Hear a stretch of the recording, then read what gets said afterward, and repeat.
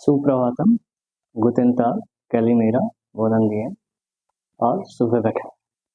आज हम एक बार फिर से आपके सामने मुखातिब हैं अपने यूनिवर्सल सोफिया के साइंस के एक नए अंक के साथ, और इसका एक दूसरा नाम हमने अफसानाए साइंस भी रखा है और हिंदी में इसी का नाम विज्ञान कल, आज और कल भी रखा है।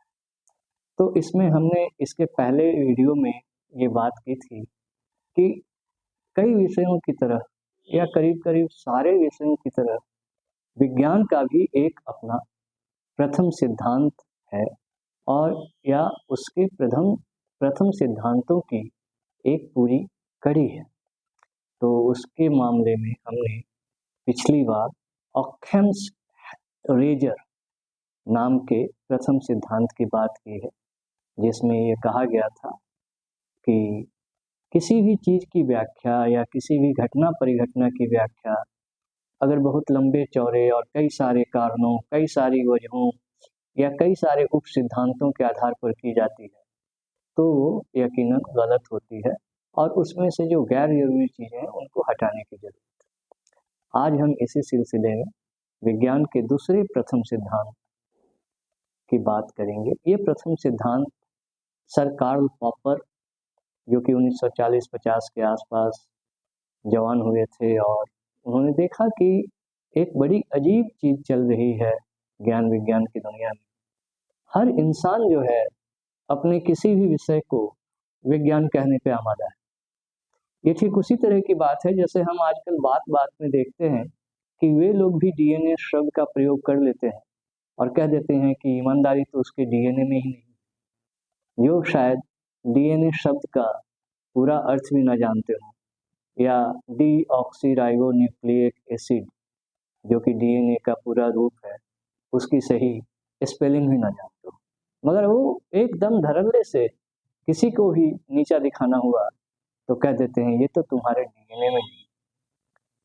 तो इस तरह की गलत बयानी से और विज्ञान के बारे में, विज्ञान के विषयों के बारे में जो गलत बयानी करते हैं लोग, उससे बचने के लिए सर कार्ल पॉपर काफ़ी परेशान थे। उन दिनों ये चलन चल पड़ा था कि हर चीज़ को लोग साइंस बनाने पे आमादा थे।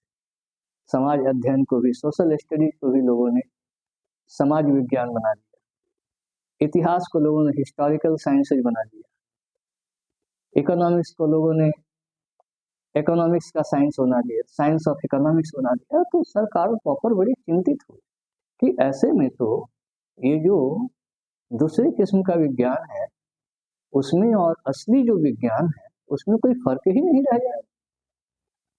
और इसी चिंता ने उन्हें आखिरकार विज्ञान के पूरे इतिहास को देखने, परखने, समझने की तमीज़ दी, उसकी कोशिश की उन्होंने, और सब कुछ पढ़ने लिखने के बाद उन्होंने कहा कि एक चीज़ तो सच्चे विज्ञान में साझा है, जो भी वैज्ञानिक सच्चा है, जो भी विज्ञान सच्चा है, उसमें एक चीज़ साझी है, और वो चीज़ ये है कि ऐसे वैज्ञानिक और ऐसे विज्ञान का हर एक सिद्धांत, हर एक नियम अपने को ही गलत साबित करने का एक सुराग देता है।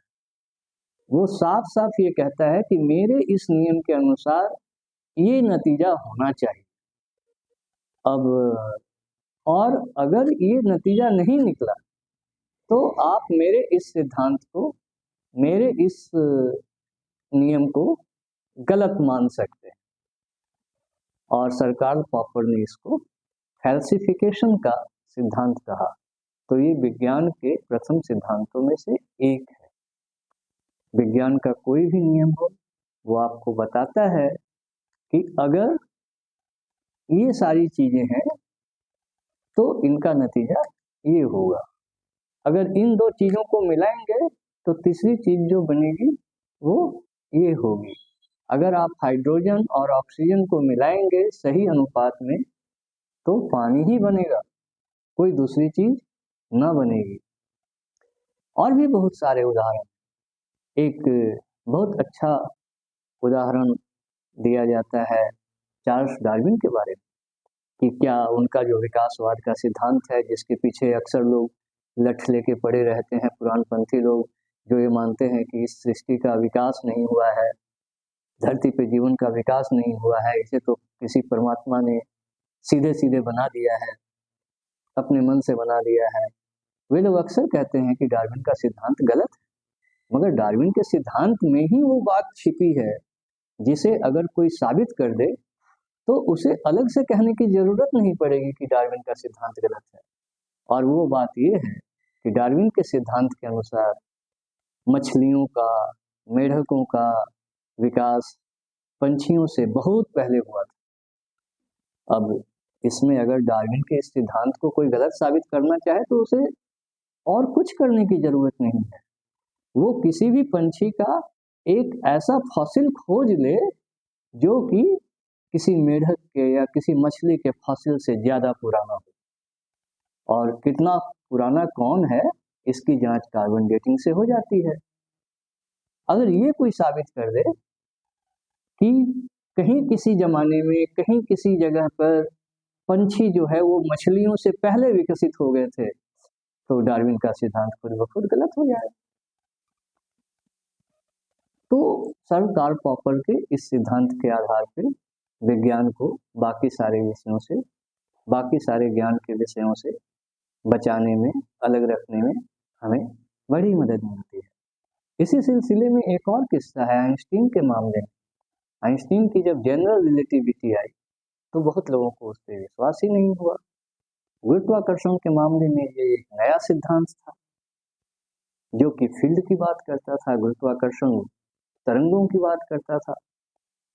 अब आइंस्टीन ने इस सिद्धांत के आधार पर ये दावा किया, ये भविष्यवाणी की कि प्रकाश की किरण जब किसी बहुत भारी सूरज या ब्लैक होल के आसपास से गुजरेगी तो वो मुड़ जाएगी। अब आप सभी जानते होंगे कि प्रकाश हमेशा सीधी रेखा में चलता है, तो आइंस्टीन ने कहा कि प्रकाश मुड़ जाएगी, प्रकाश की रेखा मुड़ जाएगी अगर किसी बहुत भारी सूरज या बहुत बड़े ब्लैक होल के सामने से गुजरेगी। अब ये एक ऐसी बात थी जिसे साबित करना आसान था। तो जब एक सूर्य ग्रहण आया तो सर आर्थर एडिंगटन अपनी टीम के साथ गया। सर आर्थर एडिंगटन असल में इंग्लैंड के कैम्ब्रिज विश्वविद्यालय के प्रोफेसर थे। वो गए वहाँ पे जहाँ सूर्य ग्रहण लग रहा था और पूरी नाप जोख की, पूरा माप तौल किया, पूरी गिनती की और गिनती करके बताया कि यकीनन जब प्रकाश की किरण बहुत भारी सूर्य के सामने से होकर गुजरती है तो वो मुड़ जाती है। ऐसे अनेकों उदाहरण आपको विज्ञान के इतिहास में मिल जाएंगे और सारे ही उदाहरण ऐसे हैं जो आपको ये बताते हैं कि अगर उनके बीच कुछ गलत है, उनकी कोई बात गलत साबित हो जाती है तो वो सिद्धांत गलत है। इसमें किसी वैज्ञानिक को कोई उज्र नहीं होता है, कोई आपत्ति नहीं होती है। और सारे नियम, सारे सिद्धांत, सारे कानून जो विज्ञान के हैं वो आपको 2-4 ऐसे सुराग अवश्य देते हैं कि अगर ऐसा नहीं हुआ तो समझ लो हमारा ये नियम गलत है। तो ये विज्ञान का दूसरा प्रथम सिद्धांत है। धन्यवाद।